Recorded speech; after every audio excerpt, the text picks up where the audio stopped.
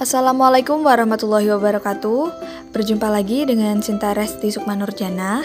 Pada video kali ini saya akan menjelaskan tentang pengembangan kurikulum 2013, kurikulum darurat, dan kurikulum paradigma baru. Yang pertama akan kita bahas adalah kurikulum 2013. Penyusunan kurikulum 2013 ini didasarkan pada 3 aspek yang merupakan landasan pengembangan kurikulum, yaitu aspek yuridis terkait dengan RPJMN 2010-2014, sektor pendidikan dan Inpres nomor 1 tahun 2010. Kemudian aspek filosofis yang memaknai bahwa pendidikan berbasis pada nilai-nilai luhur, nilai akademik, serta kebutuhan peserta didik dan masyarakat.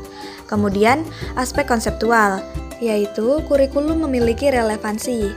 Modelnya berbasis kompetensi, tidak hanya merupakan sekadar dokumen, dan proses pembelajarannya mencakup aktivitas belajar serta output dan outcome belajar, serta kesesuaian teknik penilaian dengan kompetensi penjenjangan penilaian. Selain itu, terdapat beberapa hal lain yang mendasari pengembangan kurikulum 2013 ini. Yang pertama, tantangan masa depan, meliputi globalisasi, masalah lingkungan hidup, kemajuan teknologi informasi, dan lain-lain. Kemudian, fenomena negatif yang mengemuka, meliputi perkelahian pelajar, narkoba, korupsi, dan lain-lain. Kemudian, kompetensi masa depan yang meliputi kemampuan berkomunikasi, kemampuan berpikir jernih dan kritis, kemampuan menjadi warga negara yang efektif, dan lain-lain. Selanjutnya yang terakhir, persepsi masyarakat yang meliputi terlalu menitikberatkan pada aspek kognitif, beban siswa terlalu berat, dan kurang bermuatan karakter. Kemudian yang akan kita bahas lagi latar belakang penyusunan kurikulum 2013. Pada dasarnya, zaman selalu berubah. Oleh karena itu, kurikulum pendidikan harus pula disesuaikan dengan perubahan dan tuntutan zaman. Saat ini, yang dituntut adalah kurikulum yang lebih berbasis pada penguatan penalaran, bukan lagi hafalan semata. Nah, contohnya pada gambar di samping menunjukkan tentang kesenjangan kurikulum yang ada pada konsep kurikulum saat ini dengan konsep ideal yang diinginkan. Yang akan kita bahas selanjutnya adalah posisi kurikulum 2013. Kurikulum ini berkaitan tentang 4 hal, yaitu dengan standar kompetensi lulusan, standar isi, standar proses, dan standar penilaian. Hal yang perlu ditekankan adalah kompetensi. Ada 3 ranah atau domain terkait hal ini, yaitu dari sisi sikap atau attitude, sisi keterampilan atau skill, dan sisi pengetahuan atau knowledge. Jika ingin mencapai kompetensi tersebut, ketiga-tiganya harus masuk dalam kurikulum. Adapun rasional pengembangan dari kurikulum 2013 yaitu tantangan internal, tantangan eksternal, penyempurnaan pola pikir, pengelolaan tata kelola kurikulum, serta pendalaman dan perluasan materi. Selanjutnya yang akan kita bahas adalah pengembangan kurikulum darurat. Kurikulum darurat adalah kurikulum pada satuan pendidikan dalam kondisi khusus memberikan fleksibilitas bagi sekolah untuk memilih kurikulum yang sesuai dengan kebutuhan pembelajaran siswa. Kurikulum ini lahir karena adanya pandemi COVID-19.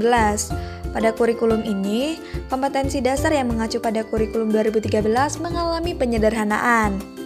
Fokus kurikulum ini pada kompetensi esensial dan kompetensi prasyarat untuk kelanjutan pembelajaran di tingkat selanjutnya. Dalam implementasinya, satuan pendidikan diberi kebebasan dalam menggunakan kurikulum. Satuan pendidikan dalam pelaksanaan pembelajarannya diberikan 3 pilihan. Yang pertama, tetap mengacu pada kurikulum nasional. Yang kedua, menggunakan kurikulum darurat. Atau yang ketiga, melakukan penyederhanaan kurikulum secara mandiri. Kurikulum darurat yang disiapkan oleh Kemendikbud ini merupakan penyederhanaan dari kurikulum nasional. Nah, penyederhanaan materi pada kurikulum ini bertujuan agar guru dan siswa dapat berfokus pada kompetensi esensial dan kompetensi prasyarat untuk kelanjutan pembelajaran di tingkat selanjutnya. Adapun mata pelajaran yang dipangkas yaitu Bahasa Indonesia sebanyak 45%, Matematika sebanyak 22%, dan Penjaskes sebanyak 38%.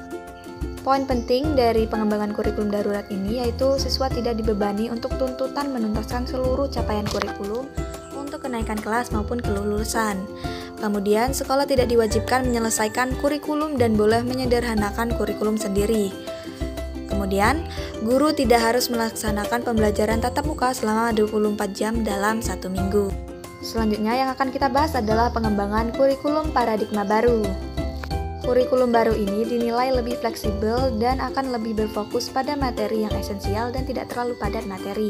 Profil pelajar Pancasila menjadi acuan dalam struktur pengembangan kurikulum paradigma baru ini. Jika pada kurikulum sebelumnya, kompetensi yang harus dicapai oleh siswa setelah melalui proses pembelajaran dikenal dengan istilah KI dan KD, maka pada kurikulum paradigma baru ini kita akan berkenalan dengan istilah baru yaitu capaian pembelajaran atau CP, yang merupakan rangkaian pengetahuan, keterampilan, dan sikap sebagai salah satu kesatuan proses yang berkelanjutan. Adapun rasiologi pengembangan kurikulum paradigma baru ini, yang pertama adalah orientasi holistik.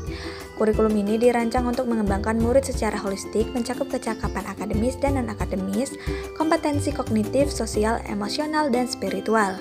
Kemudian berbasis kompetensi. Kurikulum ini dirancang berdasarkan kompetensi yang ingin dikembangkan, bukan berdasarkan konten atau materi tertentu. Yang ketiga, kontekstual dan personalisasi. Kurikulum dirancang sesuai konteks budaya misi sekolah, lingkungan lokal, dan kebutuhan siswa. Nah, itulah tadi pembahasan materi pengembangan kurikulum. Apabila terdapat kesalahan dalam penyampaian materi, saya mohon maaf. Saya akhiri. Wassalamualaikum warahmatullahi wabarakatuh.